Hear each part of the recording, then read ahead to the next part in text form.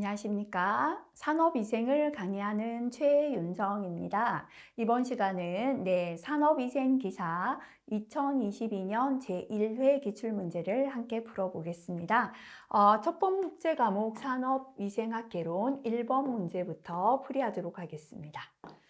자, 중량물 취급으로 인한 요통 발생에 관여하는 요인으로 볼 수 없는 것은 했습니다. 요통이 발생되는 요인이죠, 그죠? 근로자의 육체적인 조건, 작업의 빈도나 대상의 무게, 작업하는 습관, 개인적인 생활 태도는 요통의 원인이 되죠. 근데 습관성 약물의 사용 유무, 요거는 조금 무관하죠, 그죠? 그래서 답은 3번 되겠습니다.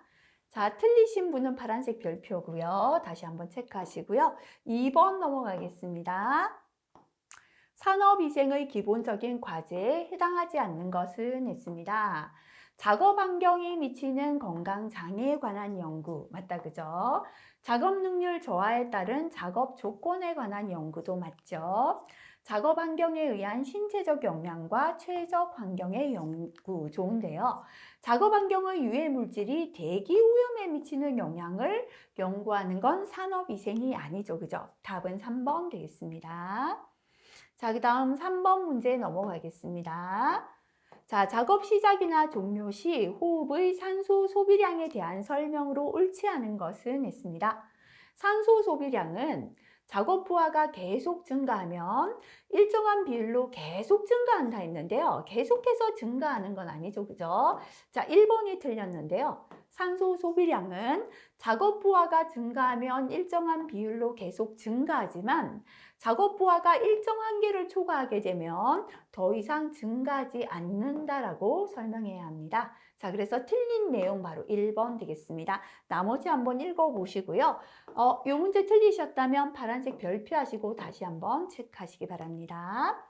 자, 4번은 실기까지 잘 나오죠. 38세 된 남성 근로자의 육체적인 작업 능력 PWC가 15이고요. 근로자가 1일 8시간 동안 물체를 운반하고 있으며 이때의 작업 대사량이 7이다. 그죠? 이 태스크가 주어졌습니다. 7이다 주어졌고요. 휴식 시 대사량이 1.2이다. 이 레스트죠. 그죠? 1.2다라고 주어졌습니다. 적정 휴식 시간과 작업 시간의 배분은 어떻게 하는 게 좋습니까? 라고 물었습니다. 자, 우리가 휴식 시간에 대한 배분 T, rest, %다. 그죠? 요거는 이 rest, 휴식 시의 대사량 마이너스 이 태스크죠. 작업 시 대사량 분의 이 max였습니다. max 마이너스 이 태스크가 되겠다. 그죠? 퍼센트를 내는 거기 때문에 곱하기 100 이렇게 계산을 했죠. 자, 그래서 대입하도록 하겠습니다. 지금 이 레스트는 휴식할 때 1.2kcal다 라고 했고요. 이 태스크는 업무하는데 7이다 라고 했습니다. 자, Emax인데요. Emax는 3분의 PWC죠. 근데 아까 PWC가 15다 라고 했기 때문에 Emax는 5가 되겠죠. 그래서 5 마이너스 이 태스크 7이죠. 그죠? 곱하기 100 하니까 34.48%가 나왔습니다. 다시 말하면 60분 작업 중에 34.48%를 휴식해야 된다는 거죠. 그래서 휴식 시간은 60분 곱하기 0.3448%를 떼니까 앞으로 두 칸 같습니다. 하니까 대략 21분이 휴식 시간입니다. 그렇다면 작업 시간은 60분에서 21분 빼니까 39분이 되겠습니다. 자, 실기까지 잘 나오니까 꼭 풀어보시길 바랍니다. 자, 그 다음에 5번 문제 넘어가겠습니다. 산업위생 역사에 있어서 주요 인물과 업적의 연결이 올바른 것은 했습니다. 우리 구리광산에서 산증기의 위험성을 보고한 건 산증인 갈렌이라고 했죠. 그죠? 바로 갈렌이 되겠죠. 역사상 최초의 직업병, 납 중독을 보고한 건 남 먹는 하마, 히포크라테스, 요건 맞다, 그죠? 검댕이에 의한 직업성 암의 최초 보고, 이렇게, 우리 굴뚝 있는 커피 포트 했죠, 그죠? 굴뚝 청소부에게서 검댕 때문에, 직업성 암이 최초로 보고된 것은 퍼시블 포트가 되겠습니다. 금속 중독과 수은의 위험성을 규명했죠. 자, 요거는, 해맑은 해밀턴 그랬죠. 그죠? 우리 보건학자 해밀턴이죠. 금속 중독 수은의 위험성을 규명했습니다. 맞게 된 거는 2번 되겠습니다. 참고 내용도 다시 한번 확인하시면 좋겠습니다. 자, 6번 넘어가겠습니다. 네. 산업안전보건법령상 자격을 갖춘 보건관리자가 해당 사업장의 근로자를 보호하기 위한 조치에 해당하는 의료행위를 모두 고른 것은 했습니다. 자, 우리가 보건관리자 역할 중에는요. 예, 우리 해당 사업장의 근로자를 보호하기 위한 의료행위가 들어가 있다. 그죠? 어떤 의료행위가 해당되는가라는 거죠. 자주 발생하는 가벼운 부상에 대한 치료, 응급처치가 필요한 사람에 대한 처치, 부상이나 질병의 악화를 방지하기 위한 처치, 건강진단 결과 발견된 질병자의 요양지도나 관리, 가에서 라까지 의료행위에 따르는 의약품 투여까지가 사업장의 근로자를 보호하기 위한 의료행위에 해당됩니다. 그죠? 자, 그래서 여기에서 자주 발생하는 가벼운 부상 치료, 응급처치에 대한 처치, 질병 악화 방지 위한 처치, 질병자 요양 지도나 관리 4개 다 해당되죠. 그죠? 답은 4번 되겠습니다. 자, 다음 문제로 넘어가겠습니다. 예, 7번 넘어가겠습니다. 예, 실기에 굉장히 잘 출제되는 유형입니다. 온도가 25도씨 1기압하에서 분당 100ml씩이다라는 건 100ml/min다라는 걸 뜻하고 있고요. 60분 동안 채취한 공기 중에서 벤젠이 5mg이 검출되었습니다. 검출된 벤젠은 몇 ppm인가? 벤젠 분자량 78을 줬습니다. 그죠? 자, 지금 온도가 25도씨 1기압이다 라고 했으니까요. 요 식을 떠올리시면 되겠죠. 노출 기준 mg/m의 삼승은 25도씨 1기압에서 기체 1몰에 부핍니다.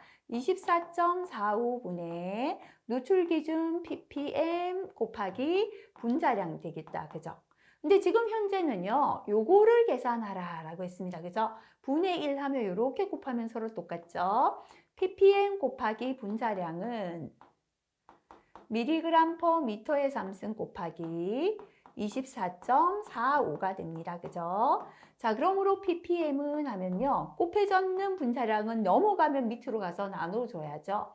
분자량분의 mg/m의 삼승 곱하기 24.45다라는 식이 나왔죠. 자, 그럼 이제 대입하겠습니다. 분자량은 지금 얼마다라고 했는가 하면요. 예. 분자량은 78이다 라고 했습니다. 그죠? 자, 그 다음에 mg/m 삼승 한번 계산할게요. mg은 5mg이다 라고 했고요. 지금 분당 100ml를 채취한다라고 했거든요.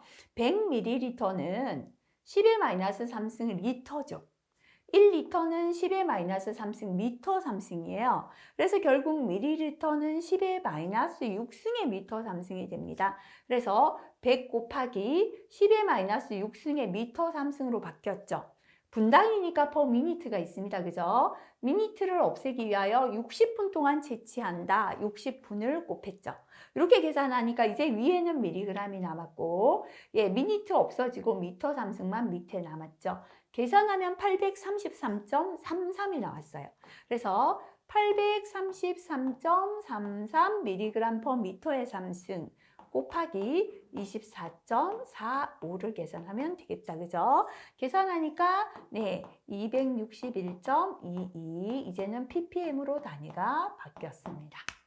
자, 요거는요, 실기 자주 출제되는 유형이니까 꼭 풀어보시고 넘어가시면 좋겠습니다. 자, 그 다음에 8번 문제 역시나 실기까지 중요합니다. 산업위생 전문가들이 지켜야 할 윤리 강령에 있어서 전문가로서 책임에 해당하는 것은 있습니다. 자, 우리가 전문가로서의 책임 한번 암기법 볼게요. 전문가는 실력 제고, 객관적 자료 해석, 학문 발전 위해서 지식을 공개 발표, 기밀 누설 말고 개입하지 않는다 했죠. 그죠? 자, 그러면 예, 전문가로서의 책임 어딨죠? 과학적 방법의 적용과 자료 해석에서 객관성을 유지한다. 답은 3번 되겠습니다. 나머지 내용들 해설 보시면서요. 어떤 책임인가 한번 찾아보시고 넘어가시면 좋겠습니다. 자, 그 다음에 9번 넘어갑니다. 역시나 자주 출제가 되고 있죠. 플라스틱 제조 공장에서 200명의 근로자가 근무하고 있습니다. 1년에 40건의 재해가 발생했을 때 도수율을 계산하라. 단 하루 8시간에 연간 300일 아니라 290일 근무하고 있다라고 했습니다. 자, 그럼 우리 도수율은요. 밑에는 총 근로시간 수죠. 총 근로시간 수분에 도수할 때 수는 재해 건수의 수다라고 했고요. 건수는 간단하니까 동그라미를 6개 붙이자 했습니다. 그죠? 총 근로시간수 계산합니다. 200명 곱하기 하루에 8시간이네요. 그죠? 곱하기 1년에 290일 다 해주시면 총 근로시간수고요. 재해 건수는 40건이다라고 했고 곱하기 10의 6승 하면 되겠죠. 요거 지금 건수 잘못되었습니다. 40으로 수정하겠습니다. 계산하면 86.21이고요. 재해율은 단위가 없습니다. 10번으로 넘어가겠습니다. 산업 스트레스에 대한 반응을 심리적인 결과와 행동적 결과로 구분할 때 행동적 결과로 볼 수 없는 것, 다시 말하면 심리적인 결과는 어떤 것인가 라는 건데요. 자, 우리가 스트레스의 심리적인 결과는 가정 문제, 수면 방해, 성적 역기능이 해당되겠습니다. 그래서 여기서 답은요, 1번이 되겠죠. 그죠? 자, 틀리신 분들은 파란색 별표 다시 한번 체크하시고 넘어가시면 좋겠습니다. 자, 그 다음 11번 넘어가겠습니다. 네, 실기까지 중요합니다. 산업안전보건법령상 충격소음의 강도가 130dB일 때 1일 노출 횟수 기준으로 옳은 것은 했습니다. 자, 120dB에는 1일 만회까지 노출될 수 있죠. 그 다음부터 데시벨이 플러스 10dB 되면 노출 횟수는 10분의 1로 감소하게 됩니다. 자, 그래서 130dB에는 1000회, 140dB에는 100회까지 노출이 가능합니다. 자, 현재는 130이다라고 했으니까 1000회, 답은 4번 되겠습니다. 자, 그 다음 12번으로 넘어갑니다. 다음 중 일반적인 실내의 공기질 오염과 가장 관련이 적은 것은 했습니다. 자, 1번의 교폐증은 우리가 이산화규소 또는 유리규산, 석영이라고 하죠. 이산화규소 분진 피우물 흡입으로 폐조직의 섬유화가 나타나는 현상이죠. 실내보다는 건축업이나 도자기 작업장, 채석장, 석재 공장에서 발생되었죠. 그죠? 그래서 아닌 거 규폐증입니다. 가습기열, 레지오넬라병, 과민성 폐렴은 실내 공기질 오염과 관련이 있는 질환이 되겠습니다. 자, 13번 중요하죠. 그죠? 실제 무게를 미국 NIOSH의 권고 중량물 한계 기준 RWL로 나눈 값을 무엇이라고 하는가? 그죠?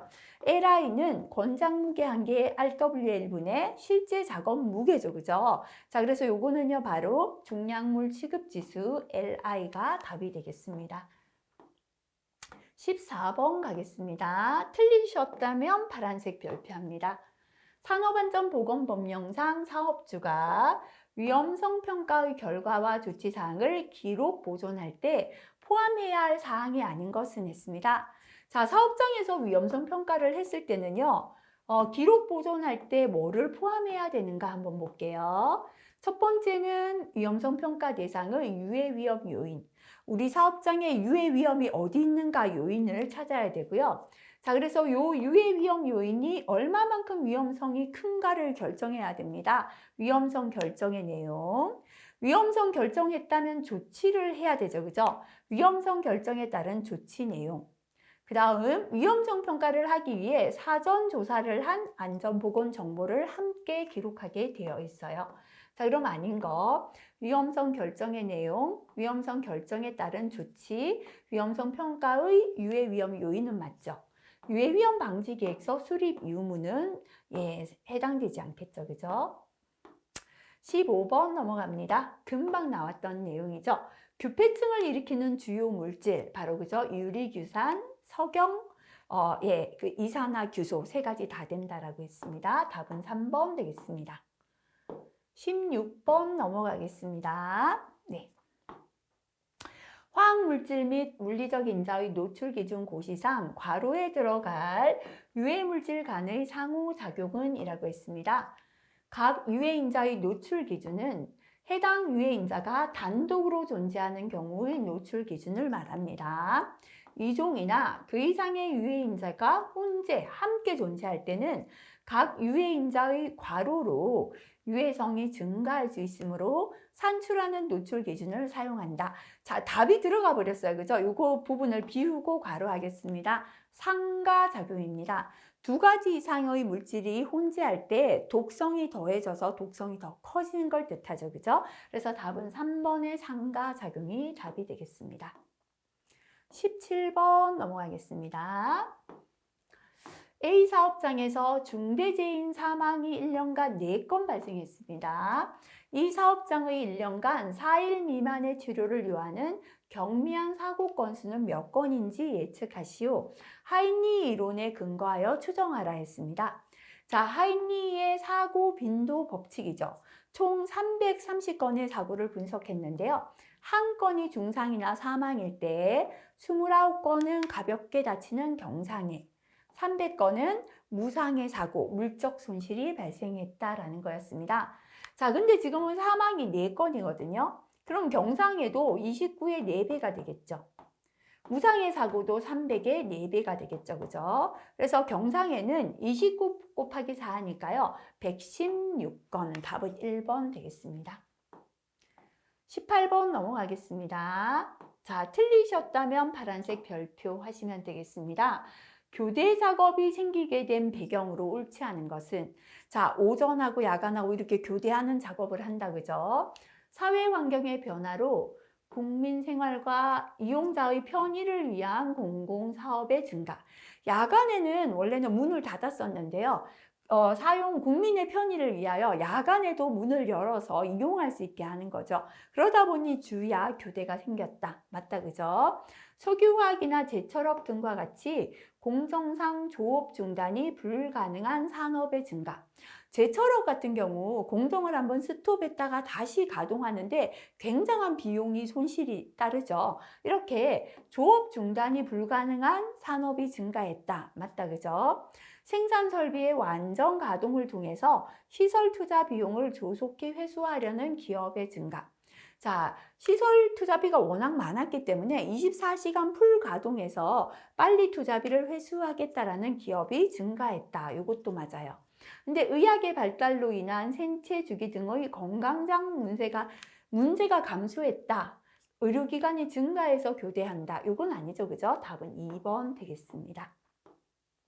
19번 넘어가겠습니다. 작업장에 존재하는 유해인자와 직업성 질환의 연결이 옳지 않은 것은 했습니다. 망가는 신경염, 무기분지는 진폐증, 육각크롬 비중격 천공, 맞다, 그죠?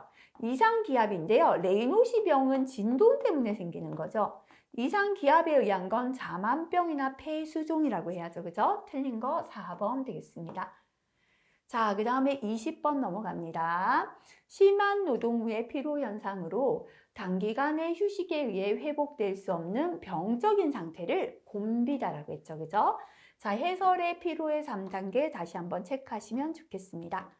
자, 21번으로 넘어가겠습니다. 고체 흡착제를 이용하여 시료 채취를 할 때 영향을 주는 인자에 대한 설명으로 틀린 것은 이라고 했습니다. 자, 일본의 오염물질 농도죠. 공기 중 오염물질의 농도가 높을수록 파가 용량은 증가한다. 맞죠? 그죠? 습도입니다. 습도가 높으면 극성 흡착제를 사용할 때 파가 공기량이 적어진다. 온도입니다. 일반적으로 흡착은 발열 반응이므로 열역학적으로 온도가 낮을수록 흡착에 좋은 조건이다. 그죠? 온도가 높을수록 파가가 잘 되니까 낮을수록 좋다. 맞고요. 시료 채취 유량입니다. 시료 채취 유량이 높으면 쉽게 파가가 일어난다. 이건 맞아요. 그죠? 코팅된 흡착제인 경우는 경향이 약하다가 아니라 코팅된 흡착제일수록 파가되기 쉽다라고 해야 합니다. 틀린 거 4번 되겠습니다. 자, 그 다음 21번 넘어가겠습니다. 자, 불꽃 방식의 원자, 흑광, 광도계의 특징으로 옳지 않은 것은 있습니다. 자, 첫 번째, 조작이 쉽고 간편하다. 자, 두 번째, 분석 시간이 흑용로 장치에 비하여 적게 소요된다. 그죠? 주입 시료액의 대부분이 불꽃 부분으로 보내지므로 감도가 높다. 고체 시료의 경우는 점철에 의하여 매트릭스를 제거해야 된다. 이렇게 세 가지는 맞다, 그죠? 근데 감도가 높다, 이 부분은 틀렸죠. 자, 우리가 시료량이 많이 소요되고, 이 불꽃 방식의 원자 흑광 광도계는 감도가 낮은 특징을 갖고 있죠. 그래서 답은 3번 냅니다. 요거 틀리셨다면 파란색 별표 다시 체크하시면 좋겠습니다. 자, 그 다음에 23번 넘어가겠습니다. 실기까지 중요한 내용이죠. 그죠? 산업안전보건법령상 소음의 측정 시간에 관한 괄호에 들어갈 숫자는 이라고 했습니다. 단위 작업 장소에서 소음 수준은 규정된 측정 위치나 지점에서 1일 작업 시간 동안 얼마 이상, 6시간 이상 연속 측정하거나 작업 시간을 1시간 간격으로 나누어 6시간을 1시간 간격으로 나누니까요. 6회 이상 측정해야겠죠. 그죠? 그래서 답은 3번 되겠습니다. 자, 해설의 내용 꼭 다시 한번 확인하시면 좋겠습니다. 자, 산업안전보건법령상 다음과 같이 정의되는 용어는 이라고 했습니다.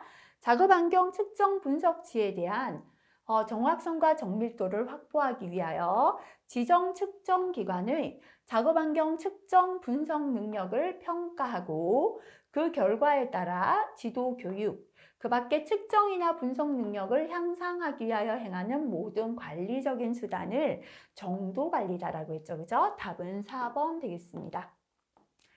자, 25번 실기까지 중요합니다. 한 근로자가 하루 동안 TC에 노출되는 것을 측정한 결과가 아래와 같습니다.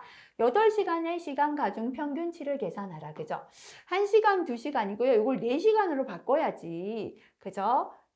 5시간, 8시간 되겠다. 그죠? 수정하겠습니다. 자, 우리가 TWA 환산값은요. 8시간의 평균값이기 때문에 8분의 측정치 곱하기 노출시간 더하기 측정치 곱하기 노출시간 다 더해주시면 됩니다. 그죠?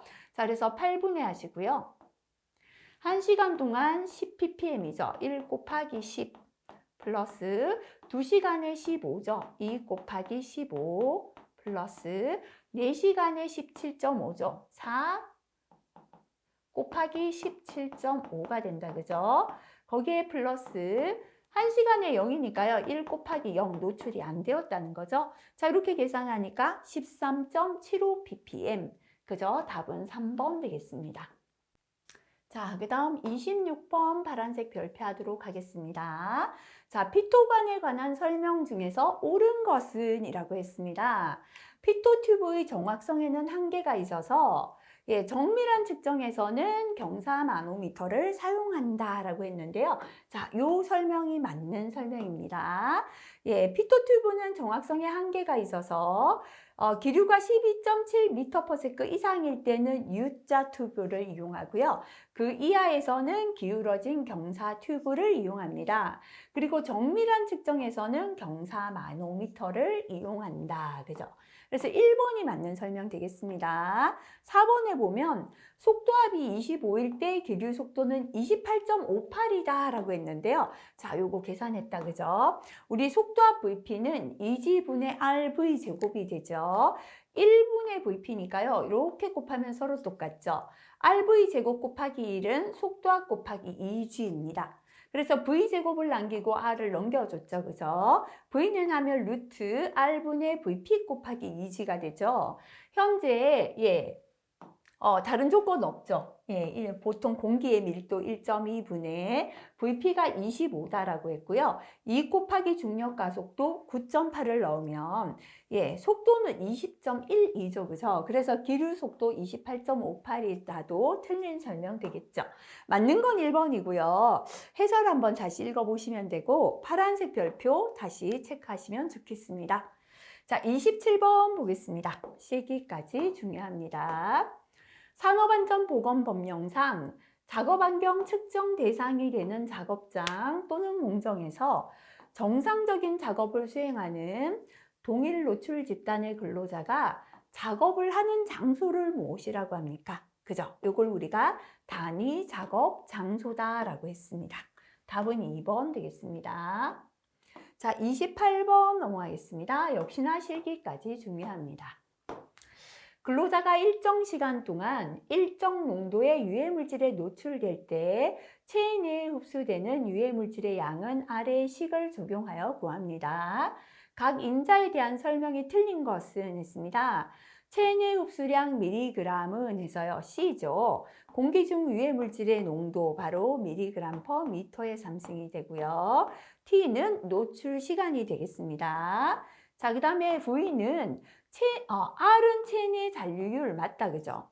V가 작업 공간 부피가 아니라 뭐였죠? 폐환기율이었죠. 호응율이었습니다. 그죠? 그래서 틀리게 설명한 거 답은 바로 4번 되겠습니다. 자, 그 다음 29번 넘어가겠습니다. 고열의 작업 환경 평가와 관련된 내용으로 틀린 것은 했습니다. 가장 일반적인 방법은 습구 온도 WBGT를 측정하는 방법이다. 이건 맞다 그죠? 자연 습구 온도는 대기 온도를 측정하긴 하지만 습도와 공기의 움직임에 영향을 받는다. 이 설명도 좋습니다. 흡구 온도는 복사열에 의해 발생하는 온도이고요. 습도가 높고 대기 흐름이 적을 때 낮은 습구 온도가 발생한다가 아니라 습도가 높고 대기 흐름이 적을 때 높은 습구 온도가 발생됩니다. 틀린 거 4번이에요. 근데 이거는 파란색 별표. 다시 한번 체크를 해주시면 좋겠습니다. 자, 30번 넘어가겠습니다. 네. 같은 작업 장소에서 동시에 5개의 공기 시료를 동일한 채취 조건 하에서 채취한 벤젠에 대하여 아래의 도표와 같은 분석 결과를 얻었습니다. 벤젠 농도 측정에 변이 계수를 계산하라. 그죠? 자, 우리가 변이 계수는요. 산술 평균분의 표준 편차 곱하기 100으로 계산합니다. 일단 산술 평균은 우리가 흔히 평균을 내는 거죠. 하나, 둘, 셋, 넷, 5개니까요. 5분의 하시고 값을 다 더하시면 됩니다. 그죠? 계산하면 4.5가 산술 평균이 되겠습니다. 자, 그 다음에 표준 편차 계산하겠습니다. 표준 편차 SD는 해서요. 루트 n-1이었죠. 지금은 5개니까요. 5-1 하시고 첫 번째 값 5.0 마이너스 금방 계산했는 산술 평균이 4.5죠. 요거의 제곱이다. 그죠? 두 번째 주어진 값이죠. 그죠? 4.5 각각의 값에 4.5 마이너스 산술 평균 하시고 제곱하면 되죠. 그죠? 세 번째 4.0의 산술 평균 빼기 하고요. 제곱. 네 번째 4.6 마이너스 산술 평균 4.5의 제곱. 다섯 번째 4.4 마이너스 산술 평균 4.5의 제곱을 다 더해서 최종값의 루트 이렇게 하시면 되겠습니다. 계산하면은 0.36이 나와요. 그러면 변이 계수는 금방 계산한 산술 평균 4.5에 표준 편차 0.36 곱하기 100 하면 8%가 답이 되겠습니다. 자, 그 다음 넘어가겠습니다. 31번 넘어가겠습니다. 자, 작업장 내 다습한 공기에 포함된 비극성의 유기증기를 채취하기 위해 이용할 수 있는 흡착제는 했습니다. 우리가 암기할 때요.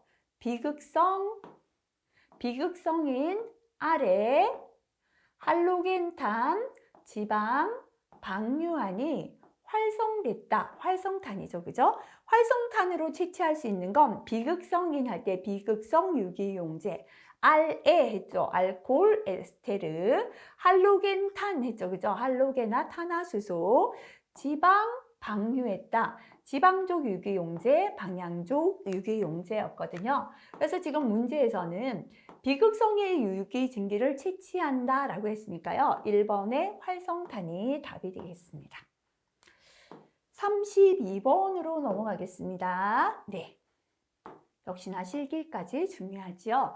자, 산업안전보건법령상 가스상 물질의 측정에 관한 내용 중에 일부인데요. 괄호에 들어갈 내용으로 옳은 것은 자, 검지관 방식으로 측정하는 경우에는 1일 작업 시간 동안 1시간 간격으로 몇 회였습니까? 6회 이상 측정하되 측정 시간마다 2회 이상을 반복 측정하여서 평균값을 산출한다 라고 했죠. 그죠? 자, 그래서 맞게 된 거요. 답은 바로 3번이 답이 되겠습니다. 자, 요 해설 다시 한번 볼게요. 검지관 방식으로 측정할 때는 1일 작업 시간 동안 1시간 간격으로 6회 이상 측정하되 측정 시간마다 2회 이상 반복 측정하여 평균값 산출합니다. 다만 가스상 물질의 발생 시간이 6시간 이내일 때는 작업 시간 동안 1시간 간격으로 나누어 측정한다 라고 했습니다. 자, 그 다음에 요거는요, 제가 삼각형하고 넘어가겠습니다. 이거 풀어보실 분들은 요거, 그죠? 풀이를 이용하시고요. 왜 넘어가는가 하면 산업위생과 관련된 내용이 아니기 때문이고요. 이러한 내용은 다시 나와도 또 뭐 중복, 다시 응용해서 나올 만한 문제가 아닙니다. 그래서 풀어보실 분들은 해설 이용하시고요. 자, 이건 내가 도저히 그냥 넘어가는 게 좋겠다 하시면 답 체크하시고 넘어가셔도 괜찮을 것 같습니다.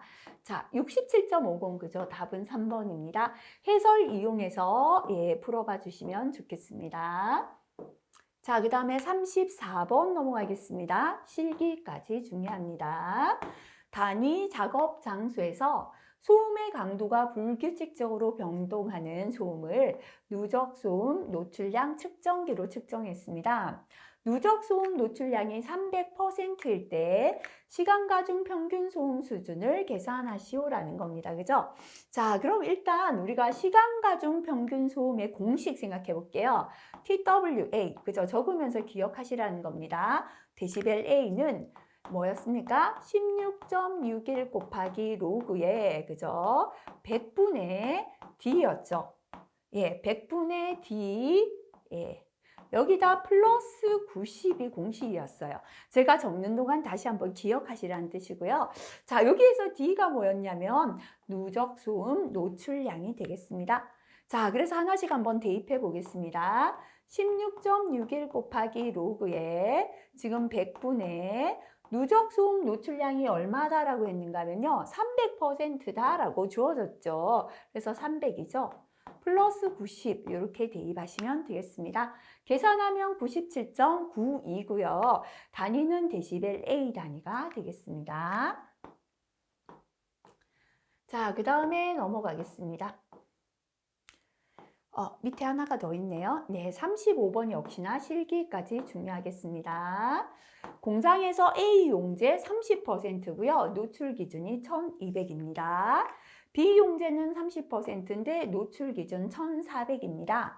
C 용제는 40%인데요. 노출 기준 1600의 중량비로 조성된 액체 용제가 증발되어 작업 환경을 오염시킬 때 이 혼합물의 노출 기준 mg/m의 상승을 계산하시오라는 겁니다. 그죠?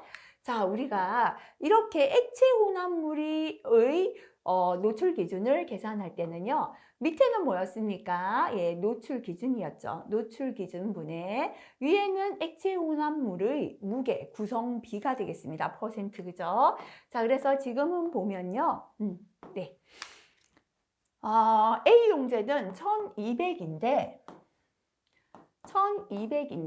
30%니까 0.3이죠. 플러스 B 용제는 노출 기준 1400인데 30%니까 0.3 동일하고요. C 용제는 노출 기준 1600에 40%니까 0.4죠. 요거 분의 1 이렇게 계산을 하시면 되겠습니다.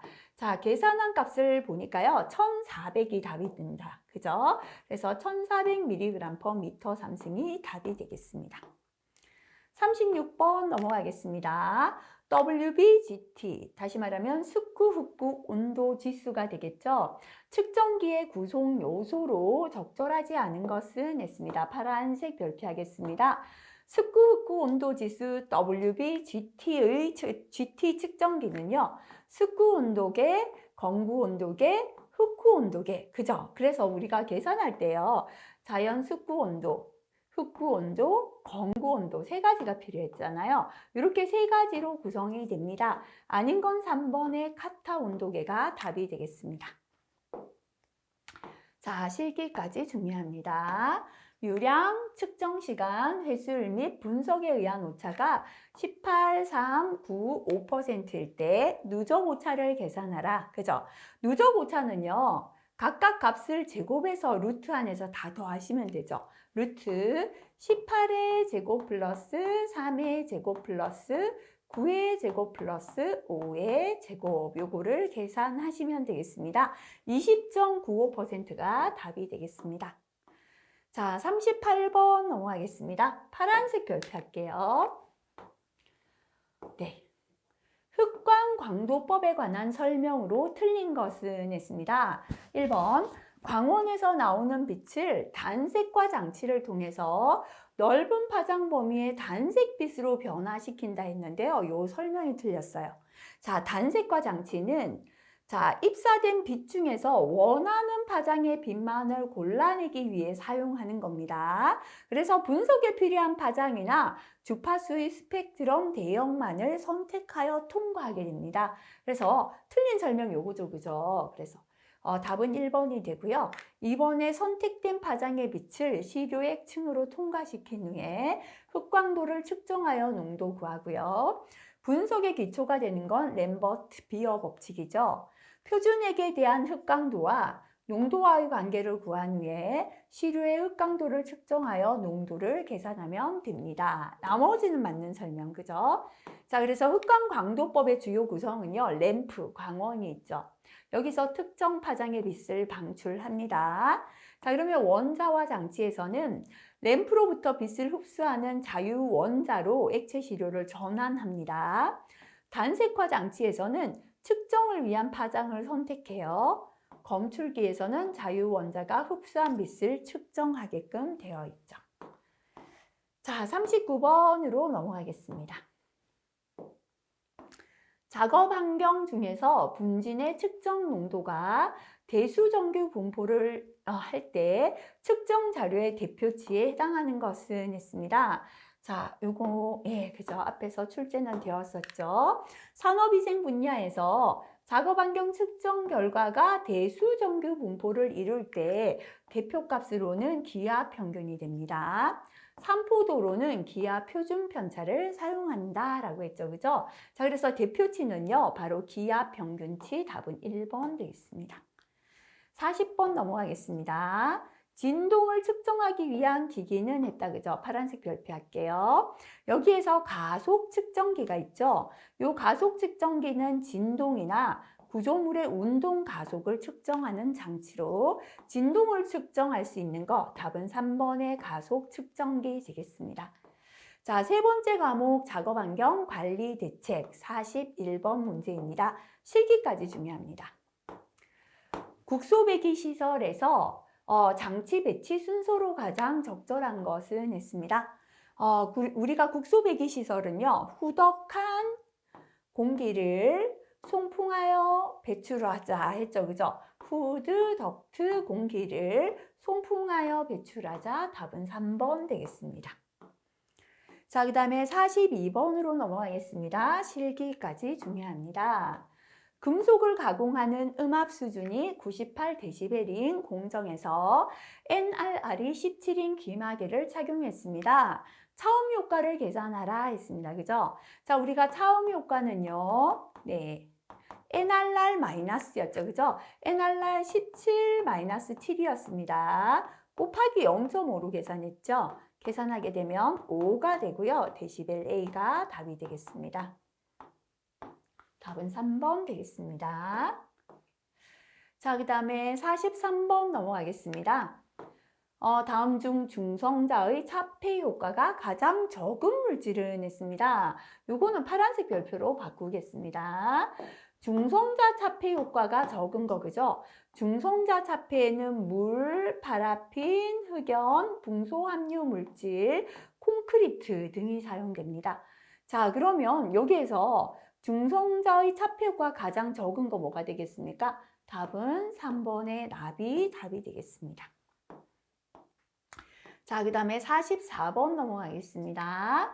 테이블에 붙여서 설치한 사각형 후드의 필요 환기량을 구하는 식으로 적절한 것은 했습니다. 플랜지는 부착되지 않았다라고 나왔습니다. 그죠? 자, 요 공식을 물었는데요. 별표 3개 꼭 암기해야 합니다. 우리가 외부식 후드의 필요 송풍량인데요. 지금 테이블에 부착했다라는 건 작업대 위의 바닥면에 접했다라는 거고요. 플랜지가 부착되지 않은 장방형 후드다. 그죠? 요때 필요 송풍량 계산식은요. Q는 60 곱하기 VC. 그죠? 제어 속도고요. 괄호하시고 5x의 제곱 플러스 a였죠. 여기에서 x라는 건 후드 중심선으로부터 발생원까지 떨어진 거리였고요. a는 개구의 면적이 되겠습니다. 그죠? 자, 그래서 맞게 된 거 답은 바로 3번 되겠습니다. 60을 붙이는 이유는 Q, 환기량의 단위는 미터 3승 퍼 미니트 단위인데요. 우리가 속도의 단위가 미터 퍼 세크, 미니트고 세크, 초의 단위를 맞추기 위하여 곱하기 60을 했다라는 거 기억하시면 되겠습니다. 자, 4번까지 했는 거죠? 네, 맞습니다. 자, 그 다음에 45번으로 넘어가겠습니다. 원심력 집진 장치에 관한 설명 중에서 옳지 않은 것은 했습니다. 1번에 비교적 적은 비용으로 집진이 가능합니다. 분진의 농도가 낮을수록, 이 말은 먼지가 별로 없다는 거예요. 집진 효율은 증가가 아니라 감소하게 되겠죠? 이게 틀렸죠, 그죠? 자, 입자의 입경과 밀도가 클수록 집진 효율이 좋아집니다. 함진가스의 선회류 회전을 일으키는 원심력을 이용해서 집진하고요. 입자 크기가 크고 모양이 구체에 가까울수록 집진 효율은 증가하게 되겠습니다. 자, 그 다음 46번 문제 함께 풀이하겠습니다. 직경이 38cm, 유효 높이가 2.5m의 원통형의 백필터를 사용하여 60m의 삼승 퍼 미니트의 함진가스를 처리할 때 여과 속도를 계산하시오라는 겁니다. 자, 여과 속도는요, 면적이죠, 그죠? 총 여과 면적분의 Q는 총 처리 가스량이 되겠습니다. 곱하기 100 해서 단위를 cm per sec로 나타냅니다. 자, 근데 여기에서 원통형의 백필터이기 때문에요. 단면적이 주어지지 않았을 때 총 여과 면적은 파이 d L, 원통의 단면적 계산 공식이죠. 분의 Q 곱하기 100입니다. 대입할게요. 파이 곱하기 현재 직경은 38cm니까요. 미터로 바꾸면 0.38이 되겠죠. 자, 그 다음에 높이가 L이 된다, 그죠? 2.5 분의, 그럼 요것도 미터고 요것도 미터지요. 그 다음에 미터 제곱이 되겠죠. Q는 60m의 삼승 퍼 미니트예요. 60m의 삼승 퍼 미니트인데요. 세크로 바꿔야 되죠, 그죠? 그래서 60m의 삼승 퍼 1분은 60초다가 되죠. 그럼 계산해버리면 요거는 결국 1m의 삼승 퍼 세크가 되겠다, 그죠? 자, 그래서 바꾸는 거를 넣을게요.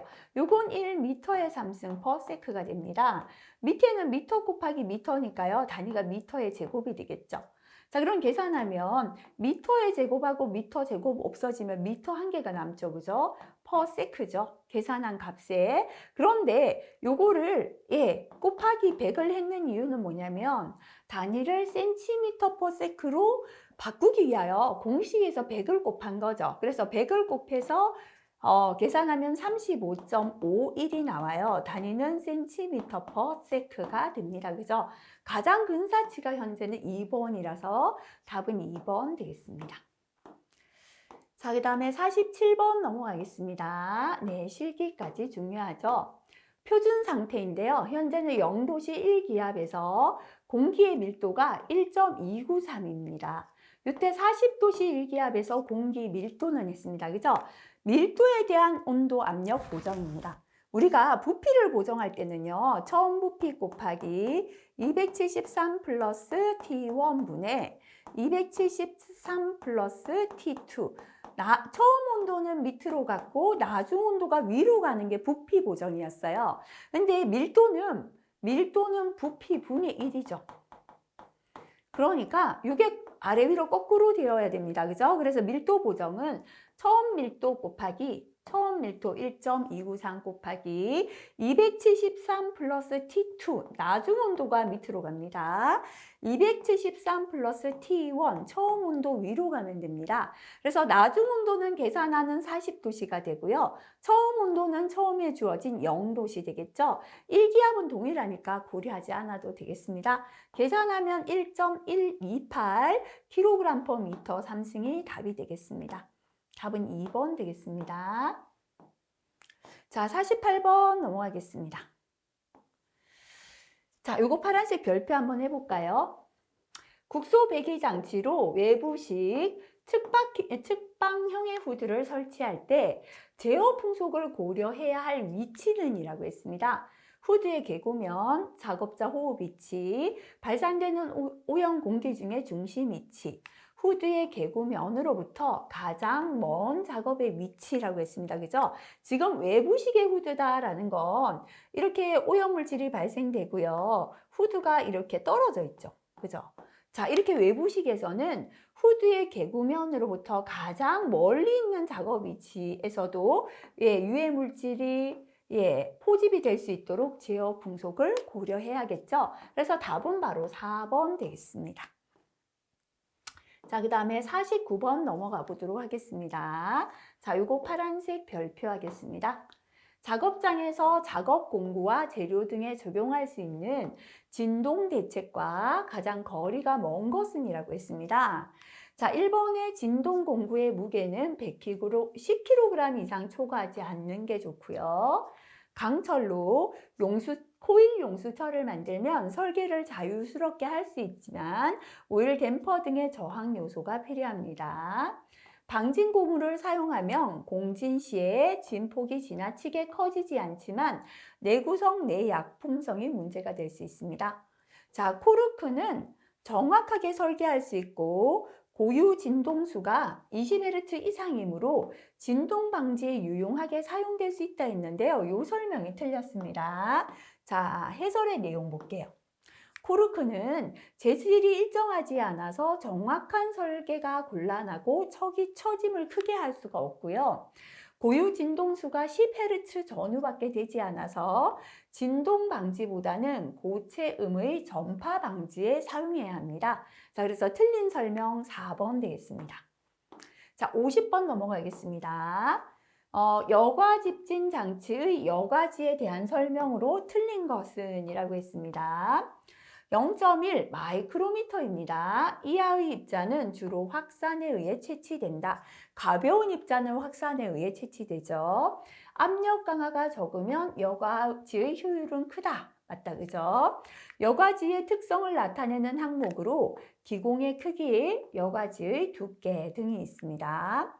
혼합 석류 여과지로 가장 많이 사용되는 게 마이크로소르반 여과지다 했는데요. 작업 환경 측정에서는 유리 석류 여과지가 가장 많이 사용됩니다. 그래서 틀린 설명 4번이고요. 파란색 별표 다시 한번 봐주시면 좋겠습니다. 자, 그 다음에 51번 넘어가겠습니다. 일반적인 후드 설치의 유의사항으로 가장 거리가 먼 것은 오염원 전체를 포위하면 좋겠죠. 후드는 오염원에 가깝게 설치하면 좋습니다. 오염 공기의 성질이나 발생 상태, 발생 원인을 파악하는 게 좋고요. 후드의 흡입 방향과 오염가스 이동 방향은 반대가 되면 안 되죠. 같은 방향이라야 흡인이 잘 되겠죠. 그래서 틀린 설명 4번 되겠습니다. 자, 그 다음 넘어가겠습니다. 52번입니다. 파란색 별표 해보도록 할게요. 현재 앞으로 구부리면서 수행하는 작업 공정, 몸을 이렇게 앞으로 숙였다는 뜻입니다. 올바른 작업 자세라고 볼 수 없는 것은 작업점의 높이는 팔꿈치보다는 낮게 한다. 작업점이 팔꿈치보다 높다는 건 들고 하니까 힘들겠죠. 바닥에 얼굴을 닦을 때는 허리를 구부리지 말고 다리를 구부린다. 좋습니다. 상체를 구부리고 작업을 하다 일어설 때는 무릎을 굴절시켰다가 다리 힘으로 일어난다. 그죠? 무릎의 힘으로 다리 힘으로 일어나는 게 좋고요. 신체의 중심이 물체 중심보다 뒤에 있다는 건 지금 앞으로 숙이는 작업인데 중심이 뒤에 있으면 안 되죠. 물체의 중심보다 앞쪽에 있어야 한다 해야 합니다. 틀린 거 4번 되겠습니다. 자, 53번 이것도 파란색 별표해 볼게요. 호흡기 보호구의 사용 시 주의사항과 가장 거리가 먼 것은 있습니다. 보호구의 능력을 과대평가하지 말아라. 다시 말하면 보호구만 100% 믿어서는 안 된다라는 거죠. 그죠? 보호구 내 유해 물질의 농도는 허용 기준 이하이어야 합니다. 보호구를 사용할 수 있는 최대 사용 가능 농도는 노출 기준의 할당 보호 개수를 곱한 값이다. 유해물질의 농도가 즉시 생명에 위태로울 정도. 지금 농도가 너무 높아서 생명이 위태로울 정도로 위험해요. 이때 공기 정화식 보호구. 공기를 정화만 해서는 안 되죠. 이럴 때는 공기호흡기다. 바로 산소를 마실 수 있는 공기호흡기, 에어라인이나 호스 마스크를 사용해야 합니다. 틀린 거는 바로 4번이 되겠습니다. 자, 그 다음에 54번은 실기에도 출제됩니다. 흡인구와 분사구의 등속선에서 노즐의 분사구 개구면 육속을 100%라고 할 때 유속이 10% 수준이 되는 지점은 분사구 내경의 몇 배 거리인가 라고 했는데요. 자, 유속이 10% 정도 되는 거리는 100%에서 10%가 되는 건 0에서 거리가 30D가 되는 지점이죠. 그죠? 그래서 공기 속도가 덕트 직경의 30배 지점에서 유속이 10%로 감소가 됩니다. 답은 3번 되겠습니다. 자, 그 다음에 55번 넘어가겠습니다. 방진 마스크 성능 기준 및 사용 장소에 대한 설명 중에 옳지 않은 것은 있습니다. 방진 마스크 등급 중 2급은 포지 비율이 분리식과 안면부 여과식 모두 90% 이상 아니죠, 그죠? 자, 우리가 한번 보고 지나갈게요. 분리식은 특급이 99.95, 그 다음에 안면부 여과식은 특급이 99죠. 나머지는 똑같아요. 1급 94, 2급이 80으로 동일합니다. 그래서 금방은 2급이다라고 했기 때문에 몇 퍼센트? 80% 이상이죠. 이게 틀렸고요. 방진 마스크 등급 중에서 특급의 포지 비율은 분리식은 99.95, 안면부 여과식은 99% 이상이다. 맞습니다. 자, 베릴륨 등과 같이 독성이 강한 물질을 함유한 분진이 발생하는 장소에는 특급 방진 마스크 착용합니다. 금속 듐과 같이 열적으로 생기는 분진은 1급 방진 마스크 착용한다. 그죠? 자, 이것도 틀리셨다면 파란색 별표 하시고 다시 한번 보시고요. 그렇게 많이 나오진 않았죠. 그죠? 그래서 파란색 별표로 고치고 다시 한번 체크를 해주시는 게 좋을 것 같습니다. 자, 그 다음 넘어가겠습니다. 56번입니다. 자, 이것도 파란색 별표 할게요. 잘 나오지 않았던 내용입니다. 레시버식 캐노피형 후드 설치에 있어서 열원 주위 상부의 퍼진 각도는 이라고 했고요. 실내에는 다소의 난기류가 존재한다라고 했습니다. 열원 주변에 난기류가 없을 때 퍼지는 각도는 약 20도로 제작합니다. 하지만 실제 실내에는 다소의 난기류가 존재하기 때문에 퍼진 각도는 대략 40도로 하고요. 열원의 주위에 높이 0.8배의 덮개를 더하기도 합니다. 자, 그래서 현재는 난기류가 존재한다라고 했으니까요. 2번에 40도가 답이 되겠습니다. 57번 넘어가겠습니다. 국소배기 시설의 투자 비용과 운전비를 작게 하기 위한 조건으로 옳은 것은 했습니다. 자, 속도가 증가하려면 투자비나 운전비 많아지겠죠. 필요 송풍량을 감소시킨다면 필요한 공기량이 작아지니까 투자비나 운전비도 적게 들겠죠. 그죠? 답은 바로 2번 되겠습니다. 자, 그 다음에 58번입니다. 정상류가 흐르고 있는 유체 유동에 관한 연속 방정식을 설명하는 데 적용된 법칙은 했습니다. 자, 연속 방정식은요, 질량 보존의 법칙을 적용했죠. 정상류로 흐르는 한 단면의 유체 질량은 다른 단면을 통과하는 유체의 질량과 같다. 그죠? 그래서 이것도 틀리신 분은 파란색 별표 하시고요. 자, 연속 방정식은 무슨 법칙? 질량 보존의 법칙. 답은 3번 되겠습니다. 자, 59번은 실기까지 중요한 내용입니다. 공기 중에 포화 증기압이 1.52mmHg인 유기용제가 공기 중에 도달할 수 있는 포화 농도 ppm을 계산하시오라는 문제입니다. 자, 포화 농도는 대기압이죠. 760mmHg분의 물질의 증기압, mmHg를 해서요. 퍼센트를 구할 때는 곱하기 100을 하면 됩니다. ppm으로 구할 때는 곱하기 10의 6승을 해주시면 돼요. 현재는 ppm이니까 이렇게 계산하면 되겠습니다. 대기압이 760mmHg인데요. 현재 물질의 증기압이 1.52가 되네요. 자, ppm 나타내기 위하여 10의 6승을 곱했습니다. 이렇게 계산하니까 2000ppm, 답은 바로 1번 되겠습니다.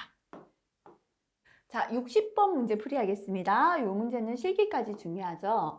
표준 공기 21도씨에서 동압이 5mmHg다 라고 주어졌습니다. 유속을 계산하라. 그죠? 우리가 동압 VP하고요. 유속 V의 관계입니다. 그죠? 공식은 두 개 있었습니다. 속도압 VP는 2G분의 RV 제곱 넣어도 됩니다. 이때 속도압의 단위는 뭐냐면 mmH2O 단위입니다. 여기서 주어졌는 동압은 mmHg 단위. 이게 지금 중요하다. 그죠?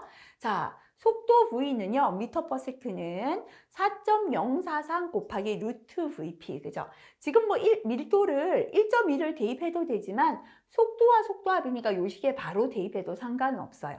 자, 그런데 대입하려고 하니까요. 속도압은 mmH2O를 대입해야 되는데 지금은 mmHg가 주어졌잖아요. 자, 우리가 760mmHg가 1기압이죠. 자, 1기압은요. mmH2O로는 10332 mmH2O가 됩니다. 그죠? 자, 그러면 761대 10332죠.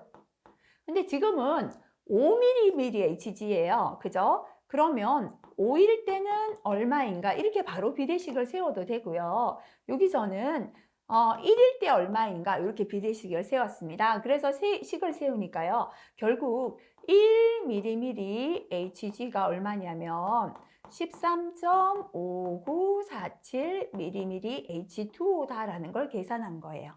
자, 그럼 이제 요 식에 넣을게요. V 미터/세크는 4.043 곱하기 루트 VP인데요. 지금 VP가 5mmHg죠. 그러니까 5 곱하기 자, 1mmHg는 13.5947mmH2O잖아요. 그래서 여기다 13.5947을 곱해준 겁니다. 그죠? 이렇게 계산하니까 33.33 m/s가 됩니다. 요거는 중요한데요. 파란색 별표, 그죠? mmH2O가 아니라 mmHg로 주어졌을 때 이거 주의하시고요. 단위 잘 생각하시면서 풀어보시면 되겠습니다. 자, 이번 시간 여기까지 풀이하고요. 61번부터는 다음 시간 풀이하겠습니다. 자, 특히나 파란색 별표 있었던 내용들 제법 나왔거든요. 다시 한번 확인하시면 좋겠습니다. 수고하셨습니다.